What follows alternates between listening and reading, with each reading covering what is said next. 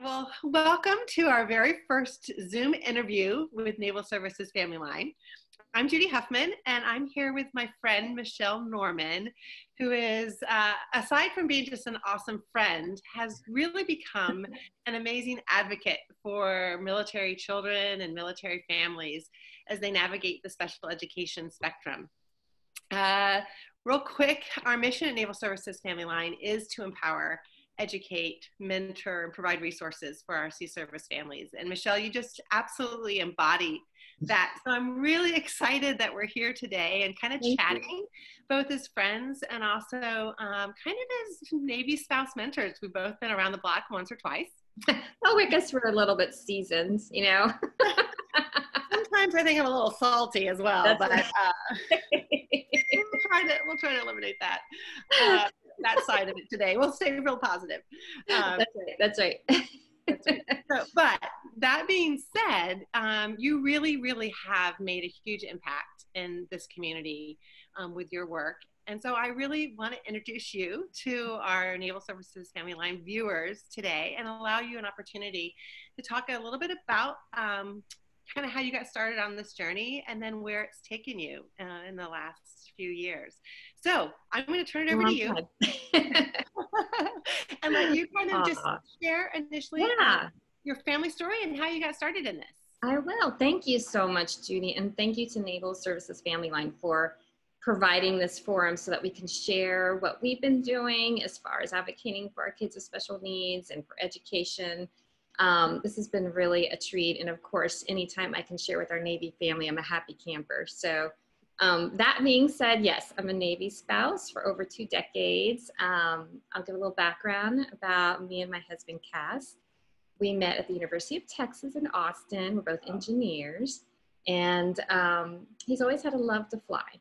And so when we were finishing up college, he's like, you know, I'm going to check out the Navy. And he was blessed to go to AOCS and fulfill that dream. That kind of began his Navy journey, and I joined a couple of years later. It's been quite the ride. We've lived all over Japan, East Coast, West Coast.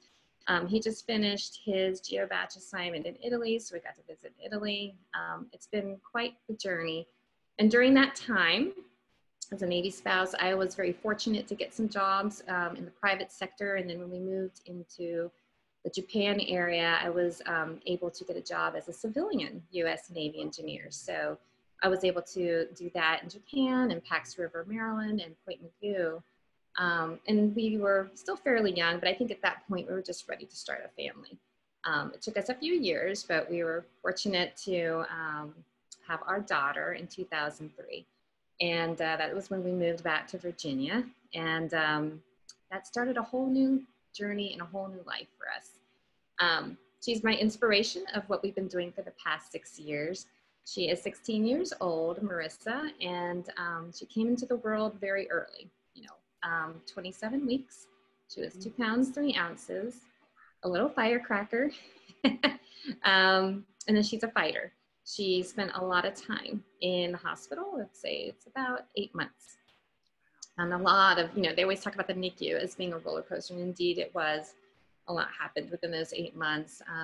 Within the first week of life, she had a brain bleed on the left side of her brain, which affected her movement. She has cerebral palsy because of that. And she's got numerous diagnoses. But, despite the doom and gloom from doctors, we knew that, our lives had changed. We're now her best advocate. And it really did start at that moment of not just being a mom, but now being a person who's going to be speaking for her to make sure that she really surpasses all of these, expectations really that the doctor kept throwing at us. So she may never walk, she may never talk, she may never eat on her own. And so that started my new life. So engineering down the tube, and now full on advocate mom.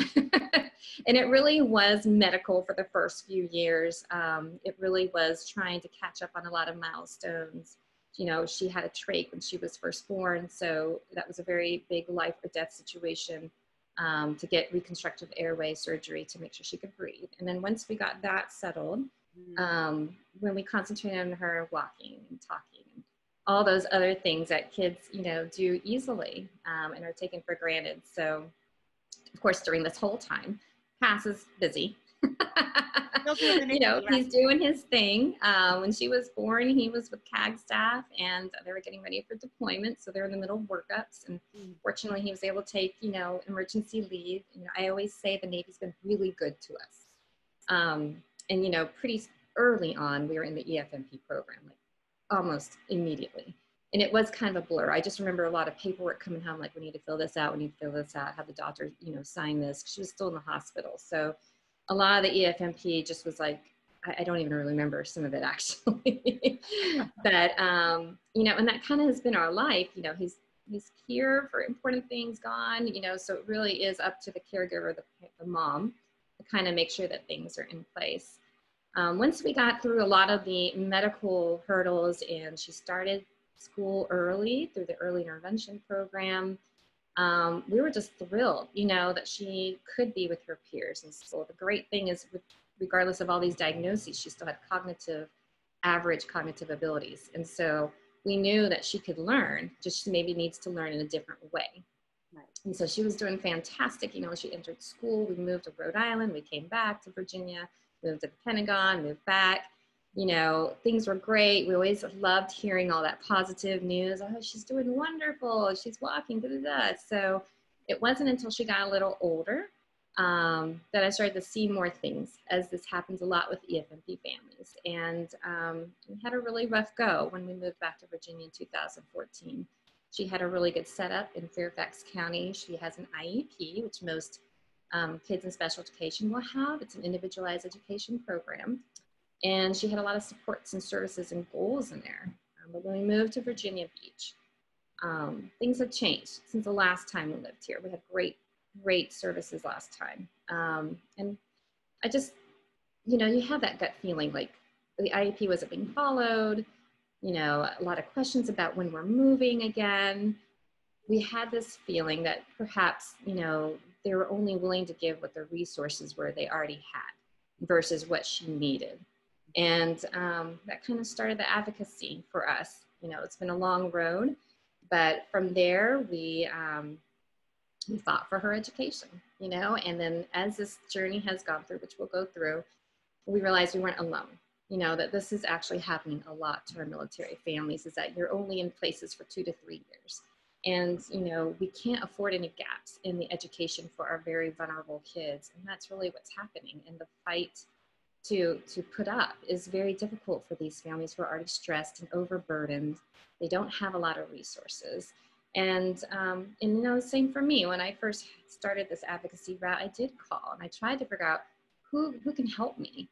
You know, could the local JAG help me? I know what the law is now. I never really had to know before I had problems, but now that I'm having a problem, I'm sifting through information, through websites, through Facebook, and I'm like, this is not right.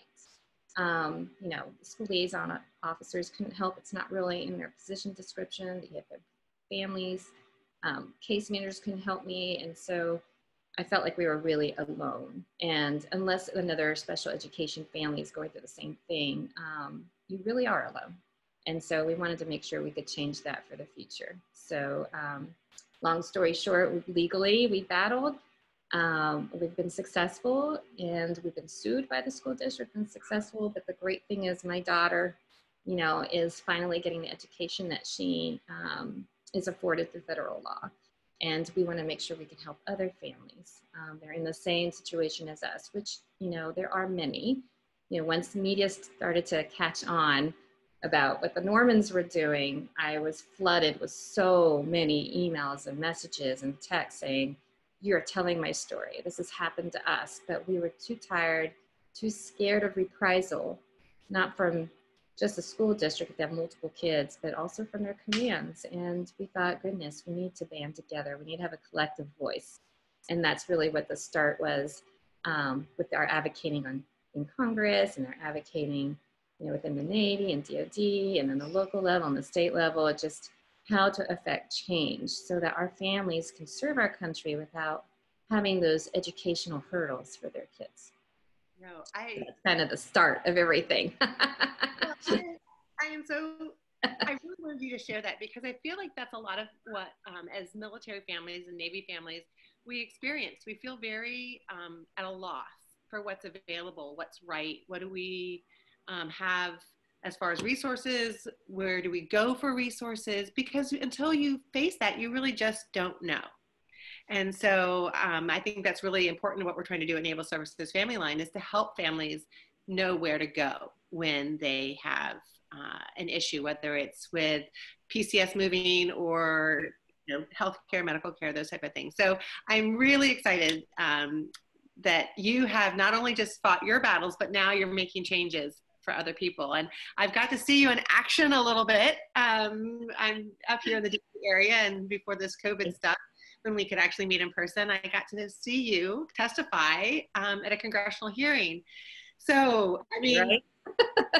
It's crazy. I never would have guessed that in this short period of time that we would have elevated this issue to the point of speaking, and testifying, which is not exactly the easiest thing to do. That it was a crazy time of my life because I was just in a conference like the day before, giving a session on advocating, and then flying back and getting on an early train from Virginia to DC with my family. So what a blessing that was, though, to be able to speak on behalf of all of our EFMP families. And I was fortunate enough to meet the other military spouse, Austin, who was speaking, and we did kind of coordinate a little bit prior to that, because my wheelhouse and my subject matter expertise is really on the special education side. Of course, I've had a lot of issues on the medical side, but really it was the education. And so we kind of said, if you can focus more on the medical, I'll focus more on the education. And a lot of work goes into testifying. You have to write a written statement. That took about a week. We didn't have a lot of time. So you want to make sure that this is really what the staffers are going to read before this briefing, this hearing. So you want to make sure you have everything you ever wanted. And then I included family stories. We did a call for family stories. So I think we got about 50 to 100 of them as an appendices so that they could read when they had time. That it wasn't just, two spouses speaking about it. This really is a community. And, it had been over a decade since Congress had asked about EFMP. Wow. And there were some things in place that was supposed to happen within that decade, and they haven't. So I think they were kind of like at that breaking point of like, when are we going to make change on this? And I had started working with our congressional leaders when we had issues the first time before, right after our first due process that we won in 2016. I started contacting our congressional leaders like, hey, they're not following the law here, or they're not following the hearing officer's decision. And so we started building relationships. And then PBS got a hold of our story, Stars and Stripes got a hold of our story. And then I was fortunate to win the title of the AFI Military Spouse of the Year for Navy. And so I think getting that out there is when all the other families were like, oh my goodness, someone's actually talking about my experience. And then I found that it was super easy once you get that comfort zone of just reaching out to your leaders, your legislators, actually making those connections, walking the halls of Capitol Hill, and having a very concrete, you have to have a story, a compelling story, but also a solution.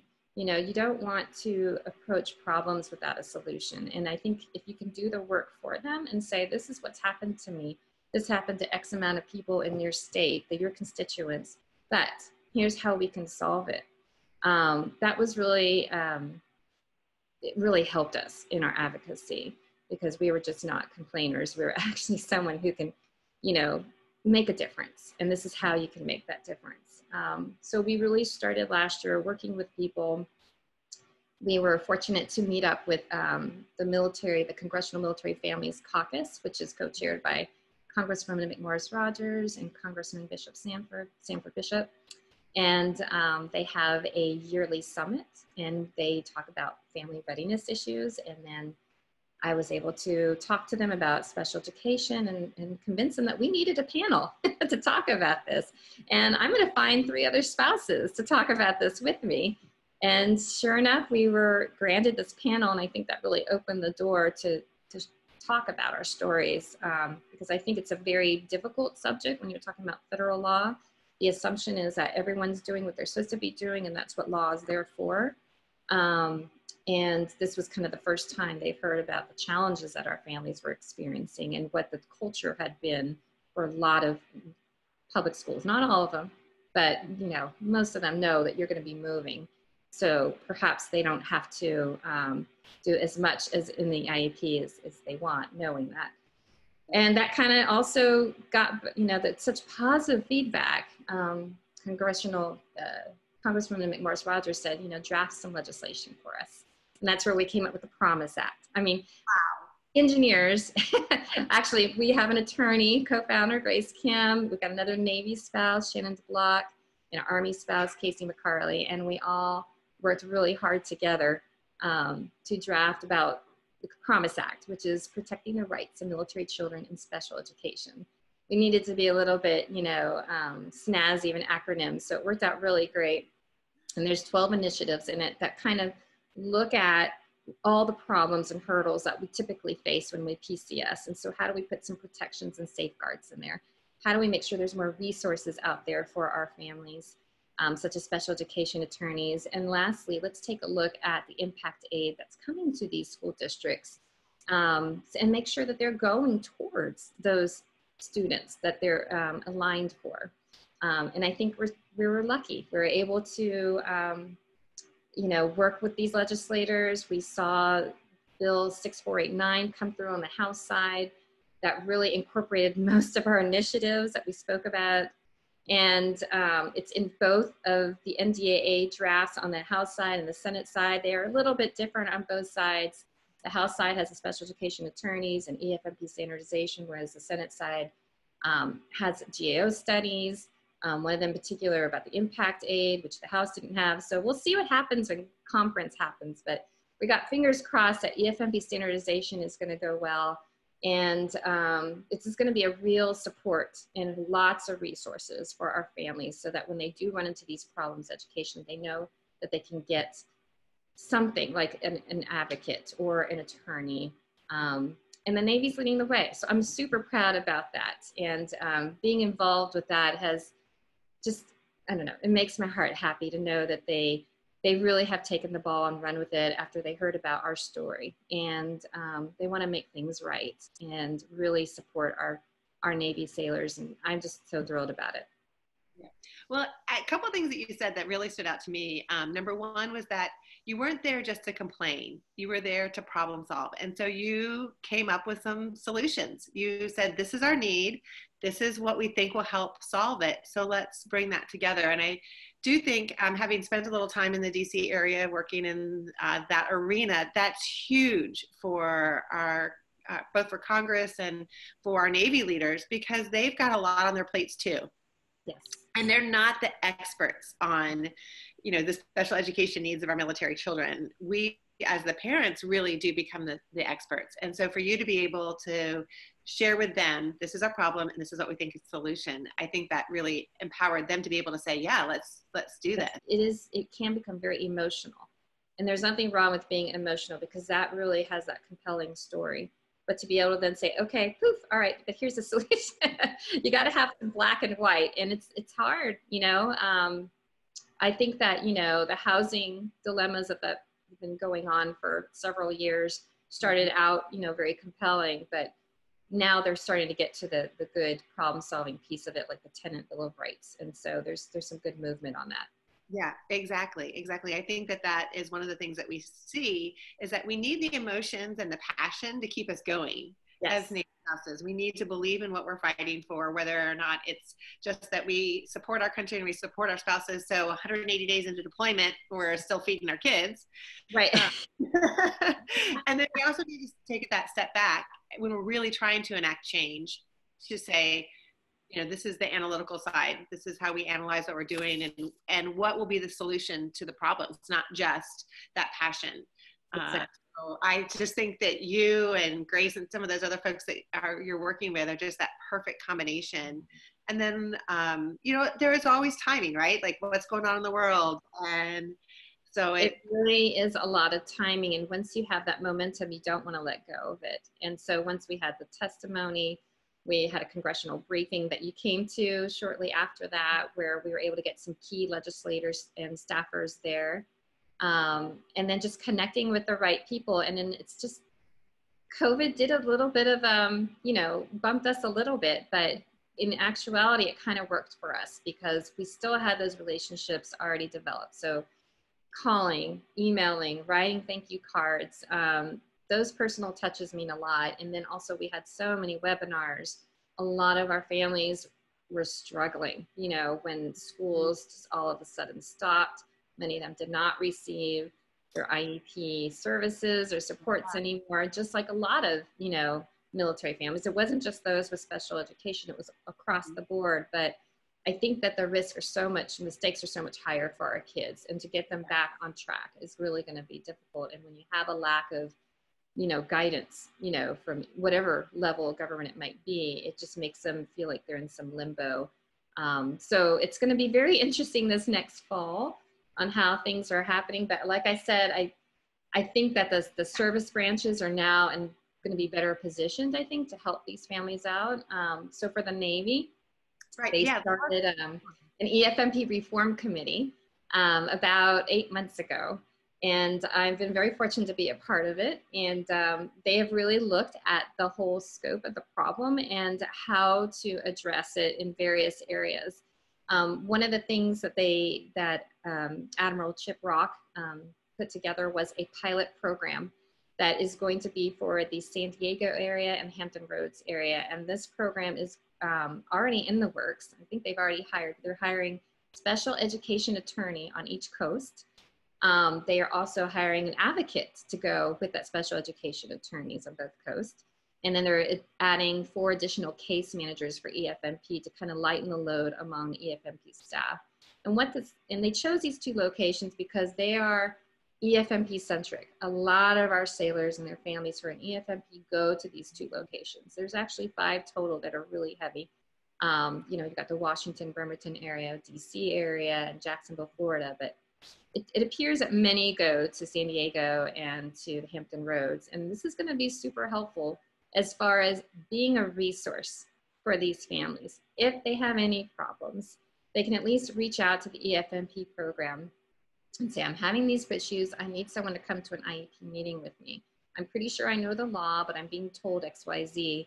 I feel like I need someone else there with me. And that means so much to these families if they can have someone who's well-versed in the law to just make sure it's like a sanity check, you know, and making sure that you can hear both sides and come up with a compromise. Really, we always call for partnering with our schools as much as possible.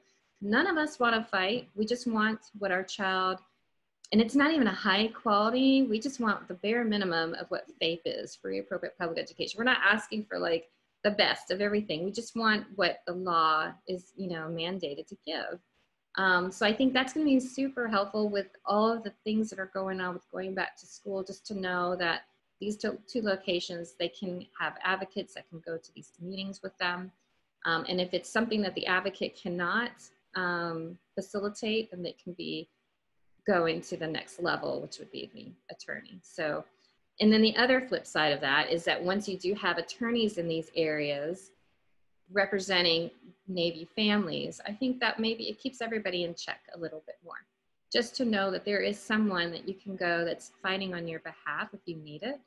Mm-hmm. Perhaps, you know, everything will be run a little bit more smoother. So that's our hope. So that's one of the things they're doing. They also recently hosted an amazing special education boot camp through William and Mary College, where they invited over 130 military attorneys, paralegals, EFMP staffers, not just Navy, but they opened the doors for all the services to come. It was a virtual special education boot camp.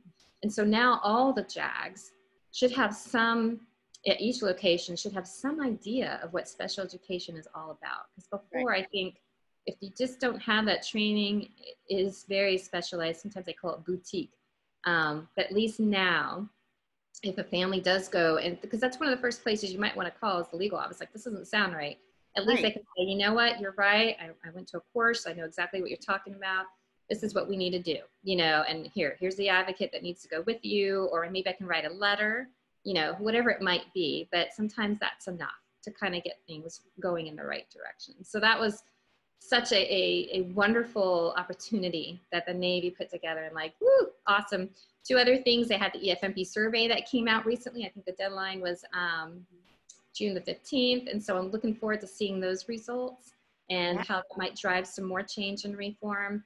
And they also are coming out with the EFMP app. I don't know if it's going to be within another app, but it is going to be helpful for a lot of families, and it's very easy to read, and it has all the information you ever need to know about enrolling, disenrolling, what kind of resources are available, newsletters, news feeds. It's amazing. So I think it's great. So I didn't know about the app, so I'm really excited for that, because I do think that you know, it's overwhelming. Like you said, when you first started, you're like, I don't even know, like, there's how many papers, what did I sign? Right. So to be able to have it in one place, I think is really, really big. And I love the fact, I know at your testimony at Congress, one of the big things was not having any representation at those IEP meetings, or having anybody to be able to say, no, I don't think that's right, or this is what you need to do. And so as a family member, when you are, you know, worried about your child and your service member may be deployed, you're just knowing that somebody is able to listen and to maybe give you a little bit of advice is a huge piece. It's huge. It is, because, you know, I think as military families, we're always, we're used to the law and good order and not really questioning authorities. And so it's a very uncomfortable position to be in when you have, let's say, 15 people around a table and it's just you. And you want to be, you know, amicable and want to hear great things, perhaps, of what's going on with your child or whatever. So it puts you in an awkward position, you know, and that's why I always tell people, tip number one is to always record the meetings, because that way, if your spouse is deployed, you can still, you know, put it on a cloud, say, hey, here's what happened. I know you can come in today, you know, because you're out and about doing great things for our country, but, you know, here's the recording. And then you can actually be present, you know, in that meeting and not worry about writing notes. You know, all of a sudden, you know that it's there. So now you can look people in the eye, really think about what's important to you and not worry about writing notes. So always, always, always record. Now give them a heads up. Some states need 48 hours to know, but in Virginia, you could literally go into a meeting and go, I'm going to be recording on my iPhone, beep. And, you know, it's just a great part of the law that it protects you, it protects them. It's a good thing. So, but yes, you do need, you know, one time I took in my daughter's godmother with me. You know, she's also an engineer. She works locally, and she's like, that was the most stressful meeting I've ever gone to my entire life. And I'm like, I know, try about 15 or 16 of those in a year. Let me know what you think. So it is going to be great to have that support. Oh, that's awesome. Well, and so that actually, you talked about just that ability to record. I mean, some people may not know that. And so you guys, you and your friends, have created a website that's got a lot of resources. So let's talk about that for a few minutes. Yeah, let's do. So once we started doing some of this advocating last year, me and those 3 spouses that presented in Fort Benning at that Caucus summit, we decided to found Partners in Promise, which of course, Promise again is protecting the rights of military children in special education. And we thought we need to have something that shows what is our mission, you know, how do we advocate? How do we work with MSOs and, you know, the federal level, the state level? How do we affect change?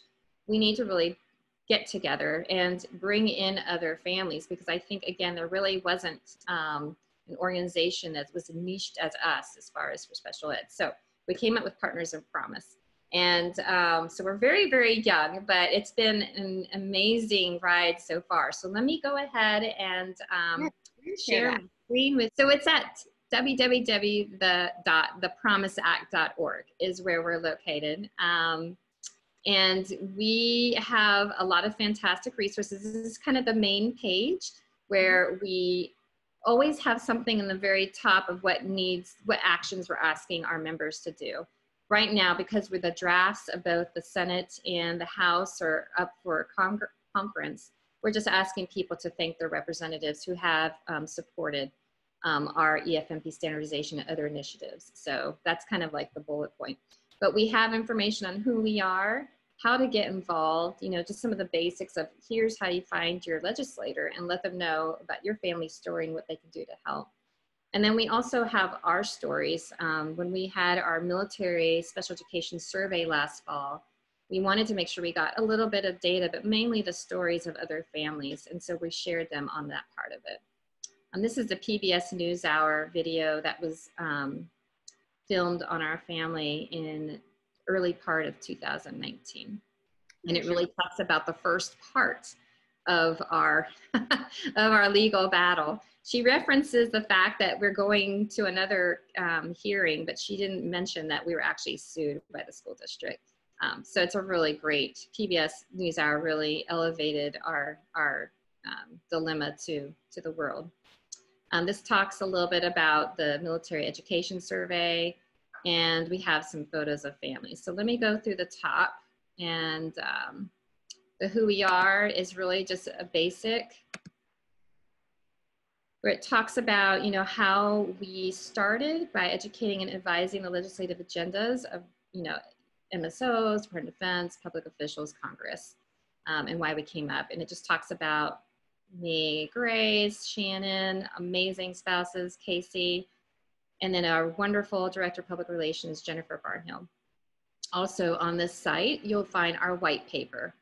Our white paper is where we basically talk about how we formed and why it's important. It's a fantastic PDF. This is what we send our legislators who do not know about Partners in Promise. We tell them a little bit about the military lifestyle and how it's difficult for all military families. And we know that special education is, you know, a messy situation, but it's even more difficult for us in the military to try to address those issues. So whenever we do talk to our legislators, we always make sure that they know about the white paper so they can understand about what our mission and our vision is. And then we have the latest. The latest could be anything that we've posted to our website or our Facebook page, trying to give resources to them. A lot of times, for instance, we did this Blue Star Families webinar about education in the fall, and I was able to speak for a few minutes on special education. So we post that, give them updates about what's happening legislatively. And we've been super busy. You know, we also been doing some work on the state level and putting military spouse seats on education councils, interstate compact councils. So I was able to do some of the work in Virginia, and we're hoping to continue that for every state.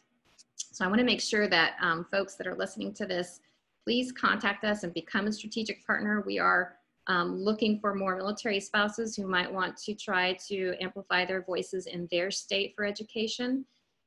We also are, you know, hiring a couple of folks to help us out with fundraising and a couple of other key positions.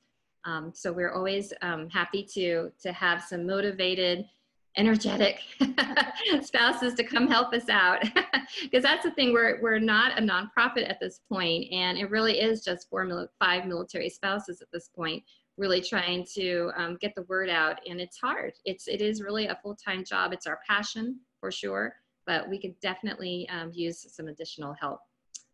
So that is really the latest. And then we have resources, which I want to really spend some time on. Obviously the white paper. We talked about special education checklist, and I'll go in there real quick. This is important for those who are having a hard time. Everyone's having a hard time during COVID. But the key to making sure that your child gets back on track is, one, figuring out what their present level of performance is. And this checklist will help you. It'll help you get back on track. It tells you what to document and how to get organized, so that when you do have that IEP meeting, when you go back to school, or if you have it over the summer, it tells you what you need to do. We also have this fantastic, because I'm an engineer, so I love it. It has this great chart of what you can fill out and how many days they missed, how many, you know, what type of goals did they miss out on, you know, related services, because really it comes down to data. You know, data drives services. And if you're not receiving it, you have to just know. You can't just say, well, I saw my child XYZ. You really need to chart what's happening so that when you come to the table, it is based on fact and not emotion.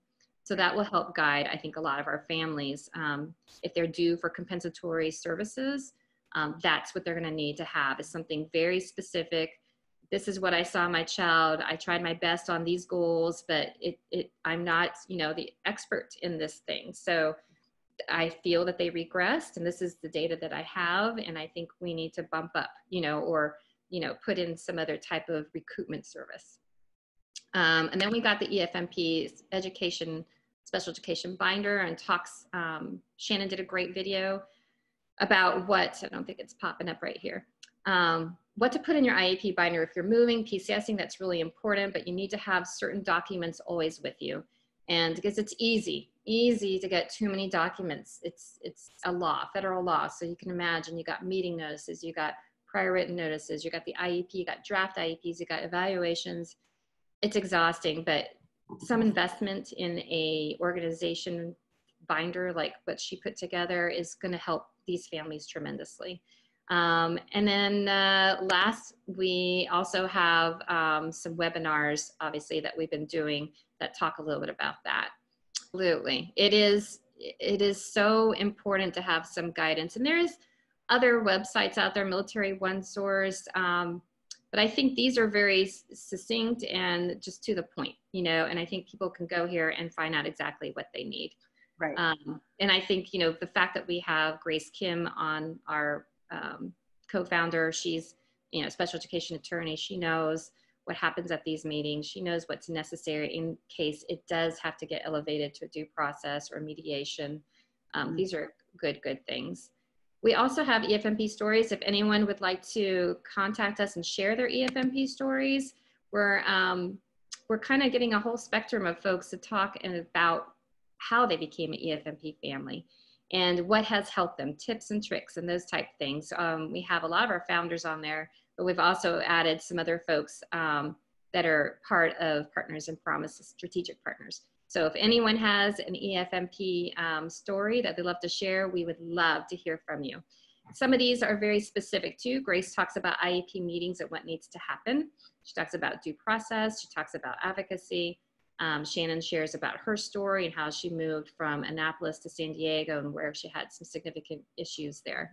So I think these are really great stories that you can, that your members can definitely check on to know that they're not alone and that we are hearing them and we are working hard to make sure that EFMP works for them as it was intended to. Just great stuff. So you know, we could continue on and you could just go through your website for probably another 2 hours with me.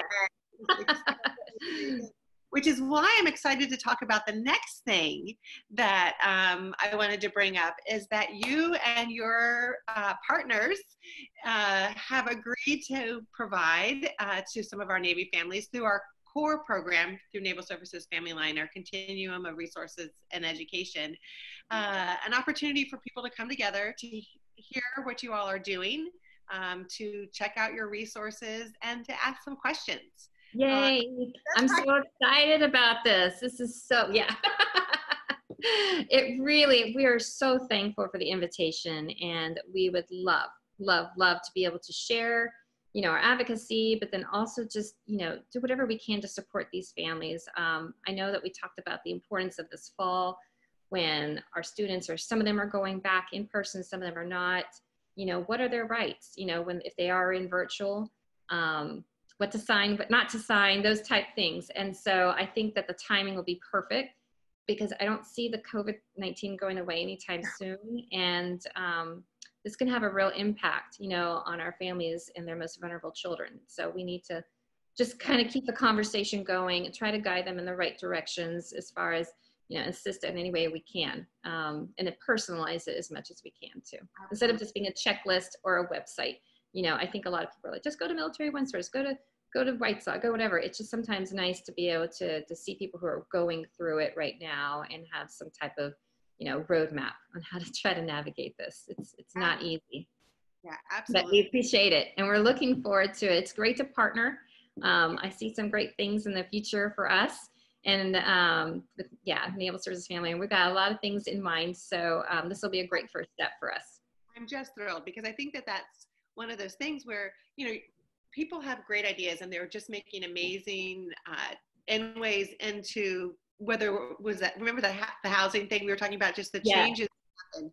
in that. And then, you know, I see these changes, but then there's a lot of families out there who are like, but I'm not really sure how to implement this. I'm not really sure how this can actually affect me. And so the opportunity for you all to share how that can, how these laws that they're on, like you said, they're on the books. Yeah. It's not for having to change the law to get this. I mean, these are things that our school districts need to do and to partner together. So I am really excited that you and I are able to kind of make this happen. And it's gonna be great. And we would love to share this resource, you know, on our website, our Facebook page, Partners in Promise. I think some great, and of course, you know, the EFMP app is coming out soon. There's just a lot of great resources that are going to be out there with the pilot program. It's coming at a very good time. That's all I can say. And I'm just kudos to Navy leadership, you know, for recognizing these issues and wanting to try to solve it. And they have done a great job reaching out to other services, you know, with Commonwealth of Virginia. Good things are happening. And so it's taken a while for everybody to get on track, but, you know, I'm glad that, you know, Navy and Marine Corps, boom, doing good things. And so, you know, and you guys are doing a fantastic job giving those resources to all of these wonderful families. We're just happy to be a part of it. So again, volunteers, if anyone's super energetic and has a gift for fundraising or any other type of volunteering that they want to, if they're feeling passionate about this, we would love them to join our team. And how do they sign up to join your team? So they just go to our website, thepromiseact.org, and there is a Get Connected button that they can go through, and it will ask for their basic information. We're also hoping you guys can help us out when we do our annual survey that's coming up this fall. We are in the process of developing it. We are working with University of Alabama, the University of North Carolina, William and Mary, and a couple of other MSOs. And so once we get a finalized survey, we're hoping that you all will distribute it with us, and so we can get some good feedback. So that's coming up very soon this fall, and just a lot of good things are happening, you know, all at once. It's great. I am proud. I am, you know, sometimes things just happen in the right place in the right time. And so I feel like what military, Naval Services FamilyLine is kind of where the direction we're heading and the direction you guys are heading. I feel like we're at a great intersection for that. Absolutely. So I do want to ask you one thing. Oh, no. No, well, actually, sometimes it can be hard to answer this question. You know, you've been a Navy spouse, as you said, for 2+ decades. Greg and I are on our 3rd decade. Wow, congratulations. 30 years. But what would you say, as, you know, for that new spouse maybe who's, you know, maybe they don't even have children yet, but they're just kind of launching on this Navy adventure. Like, what would you have told yourself, you know, 20+ years ago, as you like take this with you, put this in your pocket and pull it out whenever you are? You know, I think those are great questions, and you know, it changes over time as far as what that would be. But for me, it'd be find your tribe. You know, from the get-go, you need to find the people that you can connect with to really enjoy this Navy adventure. And for me, you know, when I was first young, we had no kids, you know, hanging out with the other professional spouses and, you know, doing all the things that I would never think about doing now with children. Finding your tribe is so important. You need to lean on it, someone you can trust, because this is not an easy career, but it is so fulfilling. And the friendships that you make, you know, we still have reunions with our first JO squadron many years ago. I love them all. And, you know, I think even though you probably know lots of folks at this point that have retired and they miss the camaraderie, they miss that friendship, the tightness of the friendships that you develop when, you know, you're at home with your other friends or spouses are deployed, whether it be the first time they deployed, the 8th time. You know, you really need that support system. So find your tribe. And again, as that changes over time, for us, my tribe is special education people and EFMP people, you know, and so it's important to have that strong support system. And you're going to have to sometimes work out of your shell for it too. I'm kind of one of those extroverted introvert people. So it's hard for me sometimes, you know, to like go to a party or go to an event and I get home like, oh, I'm tired. I'm all peopled out, right? But when you first get to a new place, you're going to have to try to do that a little bit more just so that you can find your people. I think that's really important. But look, you know, friendships that last many, many years, and it's just been a real blessing for us. And it has made this Navy adventure amazing. So yes, difficult times for sure, but it's all worth it, you know, and I'm just so thankful. Navy's been very good to us. So we're very happy. Well, I love that piece of it. I think that is absolutely the truth, because when you find your people, it does just make the adventure that much better. You're not doing it alone. Well, thank you, Michelle, for joining me today. I just loved our conversation. I love hearing your story and your passion for it, and I love the difference that you're making for our Navy families. Thank you so much. Thank you so much, Judy, for having me. This was awesome. All right, we'll talk again soon.